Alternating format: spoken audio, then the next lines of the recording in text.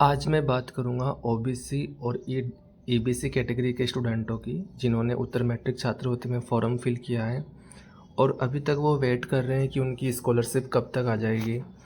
तो आपके लिए एक खुशखबरी है कि क्योंकि अम, आपका जो बजट है ओबीसी और ईडब्ल्यूएस वालों का, ईडब्ल्यूएस को ईबीसी भी बोल देते हैं और छात्रवृत्ति वाली लैंग्वेज में तो हम ईबीसी ही बोलते हैं उसको, इकोनॉमिकल बैकवर्ड क्लासेस।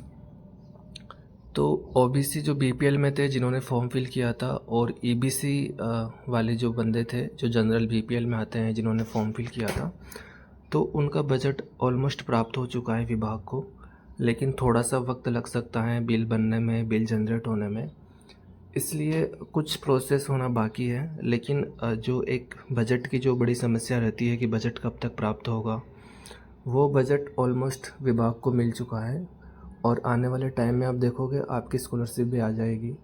क्योंकि अभी डिसीजंस नहीं हो पाए हैं शायद कि बजट की बिल कौन से पोर्टल पे बनाने हैं, कौन से पोर्टल से पर प्रोसेस करने हैं, एसएनए पे करने हैं या एसएन स्पर्श पे करना है।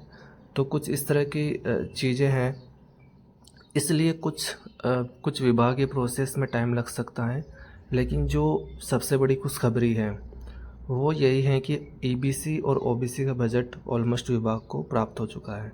तो मेरा जो मेन मकसद वीडियो बनाने का एक तो ये था कि अगर आपका फॉर्म अभी भी विभाग में नहीं पहुंचा है तो आप जल्दी बायोमेट्रिक लगवा करके आप विभाग में अग्रेसित करवा सकते हैं अपने आवेदन को कॉलेज से बात करके। क्योंकि जब तक कॉलेज आपके फॉर्म को फॉरवर्ड नहीं करेगी डिपार्टमेंट में, तो भले बजट हो चाहे नहीं हो, आपको पैसे नहीं मिलेंगे। इसलिए अगर आपने बायोमेट्रिक लगा दी है तो अच्छी बात है। कोई ऑब्जेक्शन आया हुआ है तो उसको क्लियर करवा करके कॉलेज से फॉर्म को डिपार्टमेंट में फॉरवर्ड करवाए।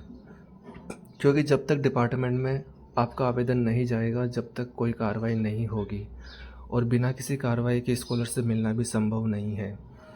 इसलिए जो वीडियो बनाने का मेन मकसद है, एक तो बजट की इन्फॉर्मेशन देना, दूसरा कि अगर आपका फॉर्म अभी भी पेंडिंग है किसी न किसी स्तर पे, तो आप जल्दी उसको पहले चेक करिए। एसएसओ पोर्टल्स पर आप चेक कर सकते हो, अपना आवेदन नंबर डाल के भी चेक कर सकते हो। लेकिन आपके पास में जो प्लेटफॉर्म है चेक करने का वो एसएसओ ही है। एसएसओ पे आप एसएसओ साइट पे जाइए और अपना आईडी पासवर्ड डाल करके वहाँ पर आप चेक कर सकते हो कि आपका आवेदन कहाँ पर पेंडिंग है। इंस्टीट्यूट पर पेंडिंग है, या ऑब्जेक्शन आया हुआ है, या वेरीफायर पर पेंडिंग है, डीएलओ पर पेंडिंग है। तो अगर इंस्टीट्यूट पर पेंडिंग है तो आप कॉलेज से डिस्कस करिए। ऑब्जेक्शन आया हुआ है तो आप उसको क्लियर कीजिए, उसको जो भी डिमांड है ऑब्जेक्शन डालने वाले की वो डॉक्यूमेंट्स अटैच कीजिए। और डिपार्टमेंट में पेंडिंग है तो डिपार्टमेंट कर ही देगा, क्योंकि डिपार्टमेंट को अलग से ऑर्डर आ रखे हैं पेंडेंसी ख़त्म करने के। तो वो हो जाएगा आने वाले कुछ दिनों में। इसलिए जो मेन फोकस है वो आप अपने आवेदन को जल्दी डिपार्टमेंट में फॉरवर्ड करवाने का है। और अगर किसी ने करवा दिया है, पहले से सब कुछ कंप्लीट है कि भाई मेरा तो फॉर्म अप्रूव हो चुका डीएलओ लेवल से, तो ठीक है, आप थोड़ा वेट कीजिए, आपकी जल्दी स्कॉलरशिप आपके खाते में आने वाली है। आज के वीडियो में यही था। अगर आपके कोई डाउट है तो आप पूछ सकते हो कमेंट बॉक्स में। टेलीग्राम की लिंक आपको डिस्क्रिप्शन में मिल जाएगी, आप वहाँ पर आकर के ज्वाइन कर सकते हो। कुछ भी लेटेस्ट अपडेट होती है, आप डिस्कशन भी करना चाहते हो किसी तरह की, तो वहाँ पर आप कर सकते हो। यही था आज की इस वीडियो का मकसद कि ओबीसी और ईबीसी दोनों के स्टूडेंटों के लिए बजट आ चुका है, लेकिन थोड़ा सा वक्त लग सकता है अभी प्रोसेस होने में। और जिनके फॉर्म अभी तक पेंडिंग ही पड़े हैं इंस्टीट्यूट और स्टूडेंट लेवल पर, उन उन पर आपको काम करना चाहिए। आप कॉलेज से डिस्कस करके आप उनको डिपार्टमेंट में सेंड कीजिए। और अगर आपके लेवल पर पेंडिंग है तो आप ऑब्जेक्शन क्लियर करके जल्दी आप उनको डिपार्टमेंट में सेंड करवा दीजिए। Thank you so much.